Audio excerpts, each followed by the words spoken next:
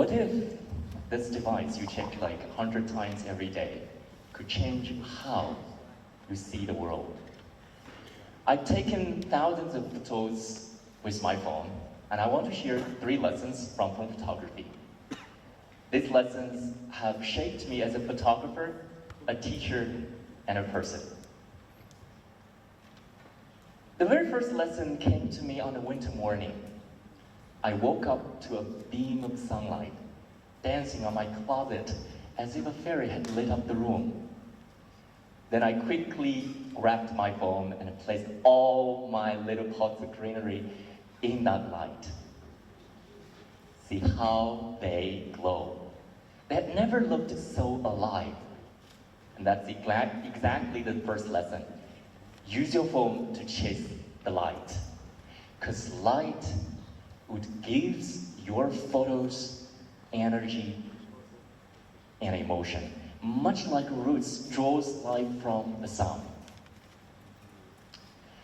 But what do you do when nature doesn't give the light? What about those foggy, cloudy, or rainy days like today? In those moments, you create the light you need. Let me give you an example. I ran into a piece of fallen leaves on a rainy day, and I saw something in them. I made up a mini studio using a foam pad and a flashlight. It is not that complicated. You can do it yourself. And then take a look.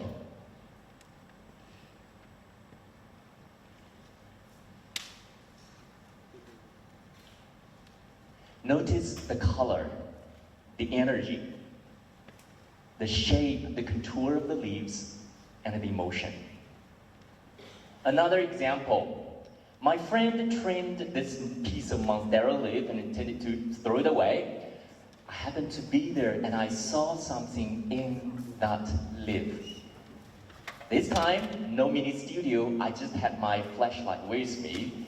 But no worries, see how the light does it? Magic. Light infuses this photo with energy, transforming this simple piece of monstera leaf with energy and bring it to life. So, of course, phone photography isn't just about light. With the incredible convenience that technology brings to taking pictures, my phone has truly become the way for me to touch the world.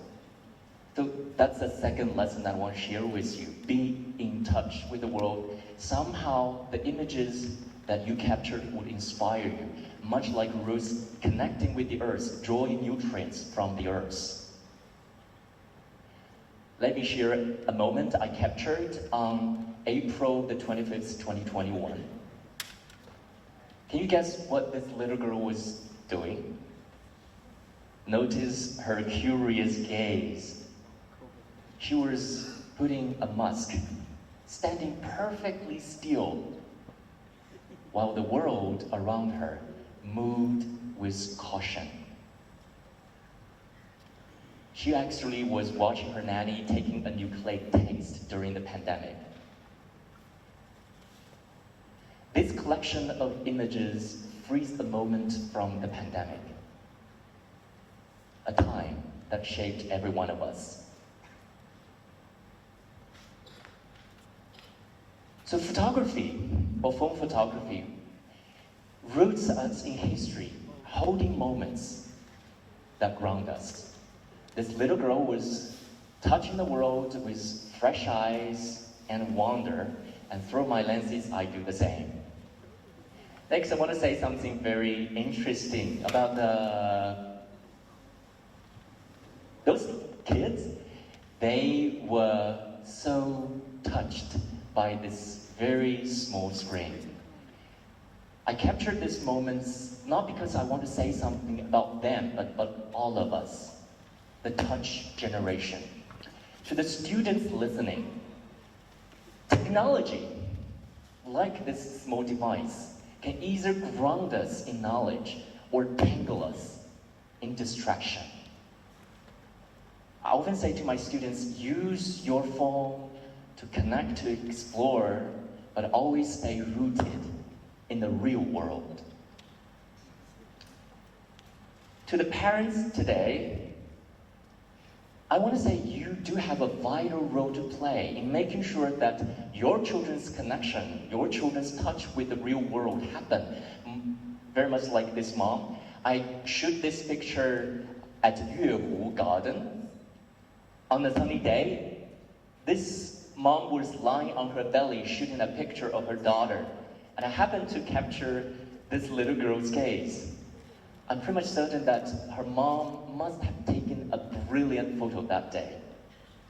Of course, there are countless other ways to make sure that this touch between you and your children can happen. It could be exercise together. It could be visiting the Ningbo Art Gallery together. It could be hiking together. By the way, that is my friend's son. Or it could be phone photography together. I happened to snap this shot when this little boy was shooting something, probably because something just caught his attention with parents' guide.